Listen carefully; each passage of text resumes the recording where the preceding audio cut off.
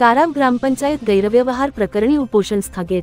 दिव्यांग लाभार्थी मंगेश म्हात्रे यांचे आमरण उपोषण तुर्तास मागे।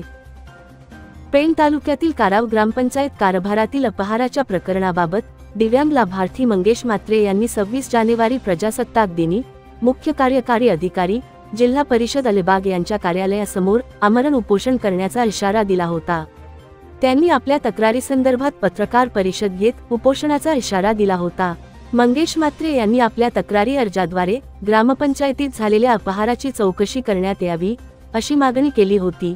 या संदर्भात प्रभारी गटविकास अधिकारी अविनाश घरत यांनी या प्रकरणाची गंभीर दखल घेत दिलेल्या तक्रारीची सविस्तर चौकशी करून चौकशी अहवाल जानेवारी 30 पर्यंत मुख्य कार्यकारी अधिकारी यांच्याकडे सादर केला जाईल असे आश्वासन दिले।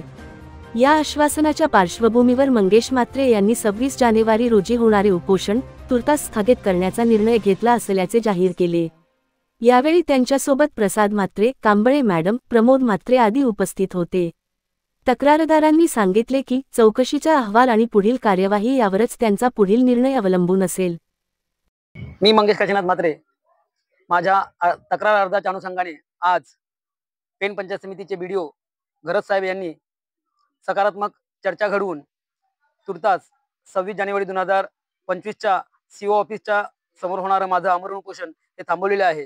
त्यांनी मला पूर्ण हमी दिलेली आहे की या प्रकरणामध्ये ग्रामपंचायत कारावच्या हद्दीमध्ये झालेला जो अपहार आहे, आर्थिक अपहार, स्मशानभूमी खरेदी, कोट्यवधी रुपयांचा अपहार, अपंगांचा डिनर सेट खरेदी आणि 14व्या वित्तआयोगातील खोटी कामं करून बिल विड्रॉ केले गेले त्याचं प्रकरण, या सर्व प्रकरणार्थ सरांनी 30 तारखेपर्यंत या पूर्ण प्रकरणाचा सखोल चौकशी अहवाल हा सीईओ ऑफिसला सादर करण्यात येईल आणि ज्यांच्या विरुद्ध तक्रार केली आहे त्यांच्यावर उचित कारवाई करण्यात येईल असं त्यांनी शब्द दिलेला आहे। आणि सध्या 26 तारखेचं उपोषण हे त्यांच्या विनंतीला मान देऊन मी सध्या स्थगित करत आहे।